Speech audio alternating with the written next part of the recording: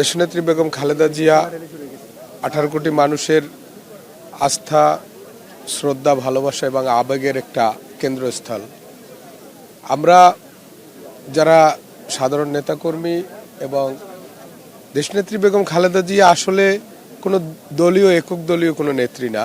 তিনি বাংলাদেশের সর্বদলীয় এবং জনসাধারণের সিক্ত ভালোবাসায় একজন দেশনেত্রী। ওনার যে জানাজায় অংশগ্রহণ করছি, তো এত পরিমাণ মানুষ হয়েছে, তো আসলে উনি গোটা দেশবাসীর কাছে চির অমর হয়ে থাকবে এবং গোটা দেশবাসী আসলে এখনো পর্যন্ত এই যে সাধারণ মানুষ, আমরা যেমন সাধারণ মানুষ উনার কবরকে দেখার জন্য এই জায়গায় অবস্থান করছি। অপেক্ষায় আছি কবে কবে যেতে পারবো, তার কবরটা দেখতে পারবো, আমরা সেই অপেক্ষায় আছি। আল্লাহ তাআলা তাকে প্রশাসনের জানাইলো যে আগামী 3 দিন পর্যন্ত নাকি বন্ধ থাকবে।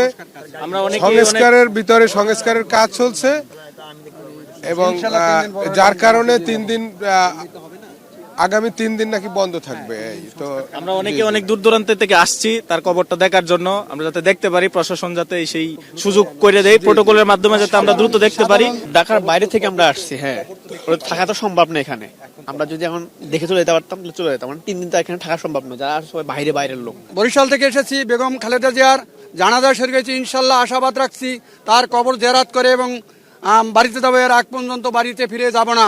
আমরা লক্ষ্মীপুর থেকে আশা নিয়ে আসছি যে আমরা দেশনেত্রী বেগম খালেদা জিয়ার জায়নামাজে অংশগ্রহণ করব, প্লাস কবর দেওয়ার পরে তার কবর জিয়ারত করে আমরা বাড়িতে ফিরে যাবো, রাত যতটাই বাজুক।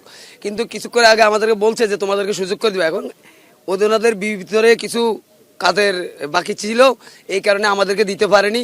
তাই আমরা তারপরেও কিন্তু মনে কষ্ট নেই এই কারণে, কারণ দেশনেত্রী বেগম খালেদা জিয়াকে এত পরিমাণ ভালোবাসা যে বাংলার মানুষ দিয়েছে, সেই কারণেই আমরা এখন আমাদের মনের থেকে আত্মতৃপ্তি হয়ে গেছে। অবশ্যই তাকে, সে হচ্ছে দেশের না, বিশ্বের নেত্রী, দেশের মা। সে যা করছে তার অবদান, সে আপসহীন নারী। সে তারা আল্লাহ তাআলা তাকে বেহেশত নসিব করে, বেহেশতের সর্বস্থানে রাখা হবে তাকে।